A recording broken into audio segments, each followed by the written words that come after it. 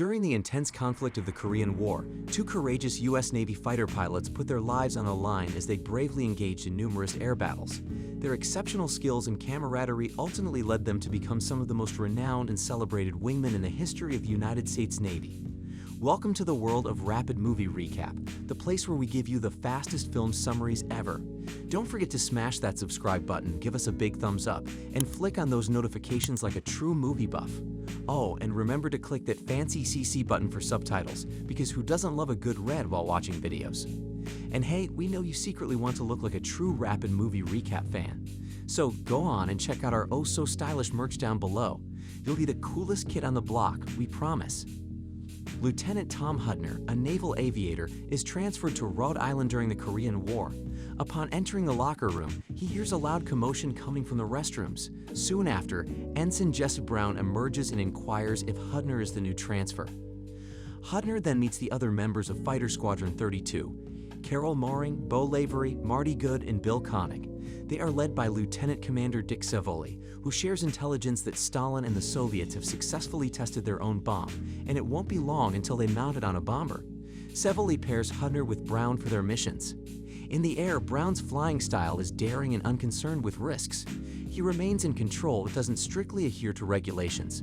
On their way back to base, Brown takes an unexpected detour, and Hudner follows, knowing that a wingman never abandons his partner. The flight is unlike anything Hudner has ever experienced.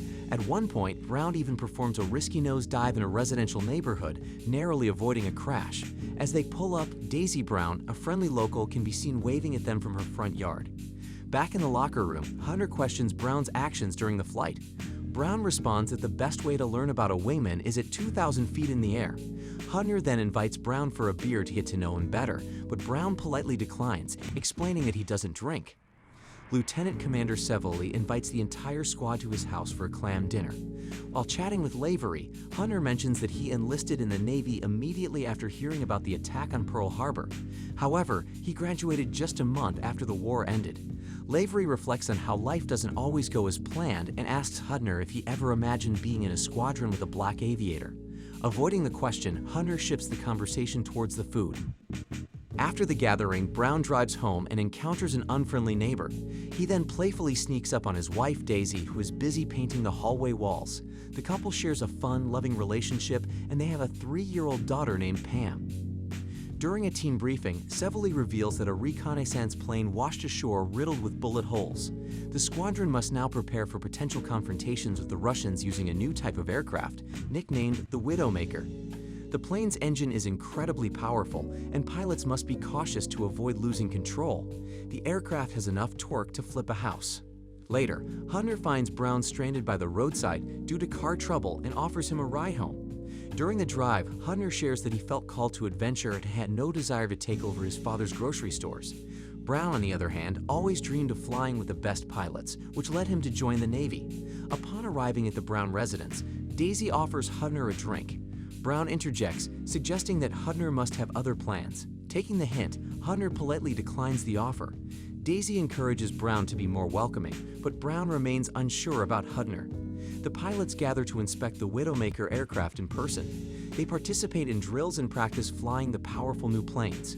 Soon, they receive news that they will be deployed. Before leaving, Daisy offers words of encouragement to boost Brown's confidence. The following day, Brown hides in a bathroom stall, waiting until the locker room is empty. He then stares at himself in the mirror, muttering various self-deprecating comments. As the team watches, Hudner successfully lands his plane without any issues. Next, it's Brown's turn. All of the black crew members on the carrier gather to witness his landing. Brown approaches too high, and Hudner advises him to raise his nose. Guided by the flagman, Brown narrowly misses the carrier but manages to come back around and land the plane. Everyone passes their carrier qualifications, with Hudner achieving a perfect score. With deployment scheduled for the next day, Savoli instructs the team to get their affairs in order. Hudner offers Brown a ride home, and this time, Brown invites him inside. Daisy serves Hudner a drink and requests that he look out for Brown while they are away. Brown spends a pleasant evening with his family at the beach. The following day on the carrier, the team races through the hallways, up the stairs, and towards their planes for a drill. However, Savoli tells them they must improve their performance. The team returns to their quarters, but Brown is asked to participate in an interview with Life magazine.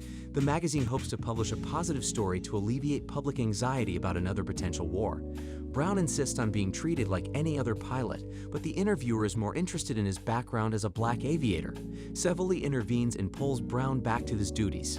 In the lower deck, an Army soldier mocks Brown, asking if he can juggle too. Hudner confronts the man, but Brown diffuses the situation and walks away with the pilots. Hudner and Brown discuss the incident later, with Hudner expressing his desire to teach the man a lesson, while Brown believes it's better to let it go. Savoli requests a volunteer for a task that no one is eager to undertake. Hudner volunteers, but Brown nudges Moring to do it instead, and Hudner allows him to step up. Moring completes the task in the plane but fails to land safely, resulting in a crash and his death. The team is shaken by the tragedy, and Brown tells Hudner he doesn't appreciate his comments about what Moring should or could have done. Hudner argues that following orders can save lives. Later, the pilots toast to Moring's memory. Once alone with Hudner, Brown recounts his experiences at the academy, where he faced repeated tests and discrimination because he was a black man. He shares how he overcame these challenges and asserts that he would have died if he always did what people told him to do. Brown explains that he was trying to teach Moring this same lesson. The team docks in Cannes, and the pilots go ashore to explore the city. While shopping for a gift for Daisy, Brown comes across a crowd of sailors surrounding actress Elizabeth Taylor. One sailor makes a derogatory comment about not wanting to be with Brown, but Elizabeth Taylor invites him to a casino party later that night. When the pilots arrive at the French casino, they are initially denied entry. However, Brown speaks French to the staff, and they reluctantly let the group in. After enjoying dancing and drinks, the pilots thank Elizabeth and head to another location. Hudner catches sight of a beautiful woman and impresses her with a magic trick. The Army soldiers from the carrier arrive, and a fight breaks out when one of them blames Brown for ruining his chances with Elizabeth at the casino. Savoli briefs the team on their mission. The North Koreans have captured Seoul, and if they take the rest of the southern peninsula, they could potentially conquer Japan. This would make it impossible for America to contain communism. The ship sets sail for Korea, where it is believed that up to 100,000 Chinese troops may already be present. The team's objective is to destroy 2 bridges over a major river along the border to slow down the influx of Chinese reinforcements. Savoli joins the team on their mission, but Hudner notices a mechanical issue with his landing gear and assumes command. As they fly over the target area, they encounter enemy fire. Unable to destroy the bridges completely, Brown defies orders and returns to finish the job. In Korea, the Army soldiers find themselves on the ground, shivering in the cold and awaiting the imminent attack from the Chinese forces. When the attack comes, the battle is heavily uneven. After the mission, Hudner submits a detailed report to Savoli, accurately describing the events that unfolded. Brown confronts Hudner about the report, explaining that disciplinary actions for him are different from those for others due to his race. Understanding Brown's concerns, Hudner asks the team to write their own accounts to support Brown's actions. Hudner later finds Brown repeating hateful words he has heard in front of a mirror. He informs Brown that the team has provided testimonies to defend his actions, but Brown knows that a written account won't be enough. When Hudner asks what he can do to help, Brown simply replies, "Just be my wingman. Forget the lifesaver and get in the damn water." While taking a break on the deck, Brown is joined by a fellow black crew member. The man tells Brown that the rest of the black crew members had heard about his skilled flying during a recent mission and wanted to show their support. They all pitched in to buy Brown a watch in Cannes, engraved with the words "above all others." Brown is deeply moved by the gesture. On the runway, Brown encounters an old friend named Alabama, who is now part of a search and rescue unit. Back home, Daisy receives a letter from Brown. In it, he playfully hides her birthday gift and provides clues for her to find it. Daisy discovers the earrings in their daughter Pam's closet. Brown ends his letter with a heartfelt message, "Lovingly and completely yours. I'll love you forever." Savoli and the team receive a briefing about the dire situation on the ground. For every Marine, there are 6 Chinese soldiers hiding in the woods, and the temperature drops below -30 at night. The Marines desperately need air support, but providing it is a highly dangerous mission. On the battlefield, the Marines advance their position when the pilots arrive for support. After the pilots leave, Hudner notices Brown's plane leaking fuel. Brown explains it's oil and that he needs to land gently as he can't last much longer. Savoli calls for search and rescue while Brown releases all his missiles to prevent them from falling into enemy hands. Brown crash lands, and Hudner, unable to see him move, decides to crash land his plane nearby to help. Hudner finds Brown trapped between his seat and the control panel. They try to lift the wreckage, but it's futile.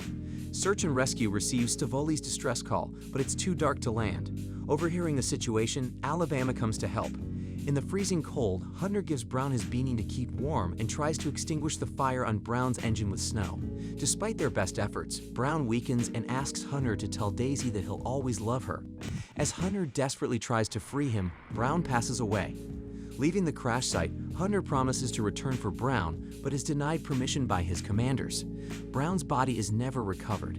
Back on the carrier, the doctor checks Hunter while Stavoli leads the pilots on a funeral flight for Brown. Daisy receives a letter from the War Department and is overwhelmed with emotion. Later, she attends a ceremony in Washington, where President Truman awards Jesse Brown and Tom Hunter the Medal of Honor. Afterward, Hunter tells Daisy about his fear of facing her and shares Brown's last words: "Just tell Daisy I'd love her." Hunter apologizes for not saving Brown, but Daisy assures him that he fulfilled his role by being there for her husband. The Hunter and Brown families remain friends for the rest of their lives, and their descendants continue the bond. The film concludes with Brown's voice reading his last letters to Daisy, signing off with "Your devoted husband, lovingly and completely yours, Jesse." Oh, you actually made it to the end. Well, congrats! Now, pretty please, with a cherry on top, support those creative geniuses by watching the full movie. Just hit that link in the description. And hey, while you're at it, why not throw us a pity like and subscribe for more rapid movie recap? You know you want to. Wink wink.